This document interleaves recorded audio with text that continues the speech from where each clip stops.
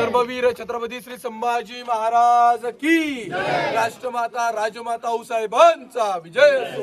हर हर महादेव. शिवरायांच्या पदस्पर्शाने पावन झालेल्या या रायगड पुण्यनगरीमध्ये मी आपल्या सर्वांचं प्रथमतः सहर्ष स्वागत करतो.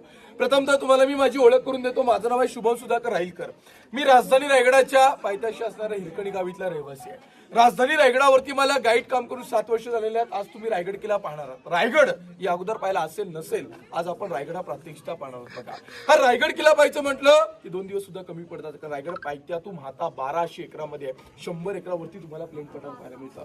या राजधानी रायगडाची जर का समुद्र सपाटीपासून हाईट पाहिली तर 2851 फूट आहे. बघा, ज्या रोपे केबल कार मध्ये बसून तुम्ही आता किल्ल्याच्या माथ्यावरती आलात, किल्ल्याच्या पायथ्यातून हाता किल्ल्याची हाईट आहे 1375 फूट. बघा, म्हणजे आपण सर्वजण आता 1375 फुटावरती उभे आहोत. बघा, आता मराठ्यांनी सर्व काय करावं? मंदिरा बघावी, अष्टविनायका करावी, पंढरीची वारी करावी, 4 धाम करावे, आयुष्यात एकदा तर रायगडावरी देखील करावी. बघा, या रायगडावरती आल्यानंतर रायगडाची माती ही आपल्या कपाळी लागलीच पाहिजे. बघा, आणि रायगडावरून महाराजांच्या शिवसमाधी पुढे नतमस्तक झालंच पाहिजे. बघा, आपलं जीवन सार्थक केलं पाहिजे. बघा, तर आपल्या मराठ्यांची दुसरी पंढरी म्हणजे आपल्या राजांचं रायगड आहे. बघा, ज्योतिर्लिंग, अष्टविनायक, पंढरीची वारी, 4 धाम करण्याअगोदर आपल्या राजांच्या गडकोटांच्या वाऱ्या करा. आज जर का आपले राजे नसते, या वाऱ्या कधी झाल्या नसत्या. बघा, आज तुम्ही रायगड किल्ला पाहणार आहात. रायगडच नव्हे तर महाराष्ट्रात महाराजांची 365 गडकोट, कोणताही गडकोट पाहायला गेलात, गडावर कुठेही प्लास्टिकची बॉटल, प्लास्टिकचा कचरा कुठेही आढळला, उचलावा आणि डस्टबिन टाकून देवा. जसे तुम्ही तुमच्या घरातले मंदिरं जेवढी स्वच्छ ठेवतो, आपल्या मराठ्यांची दुसरी मंदिरं महाराजांची गडकोट आहेत. आज जर का आपण आपले गडकोट मंदिरं स्वच्छ ठेवले,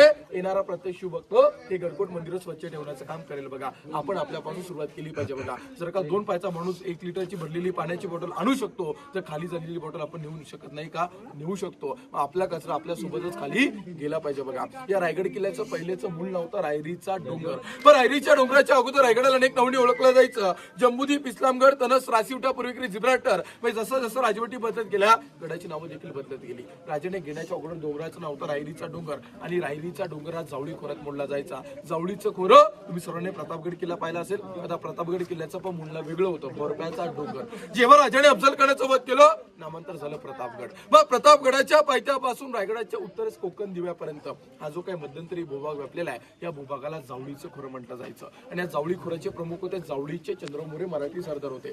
छत्रपती शिवाजी महाराजांनी 15 मे 1656 ला या जावळीच्या चंद्रमोरेकडे युद्ध करून रायरीचा डोंगर जावळी प्रांत हिंदवी स्वराज्यात सामील करून घेतला आणि हिंदवी स्वराज्यासाठी रायगडाची निवड करण्यात आली. रायगडाची निवड केली खरी, पण महाराजांनी फक्त रायरीचा डोंगर घेतला होता, बांधकामं काही नव्हती. या बांधकाम खात्याचे प्रमुख होते आर्किटेक्ट हिरोजी इंदुरकर. सेवेचे ठाई तत्पर हिरोजी इंदुरकर. तर 1656 ते 1670 14 वर्ष लागल्या रायगड बांधण्याकरिता. एक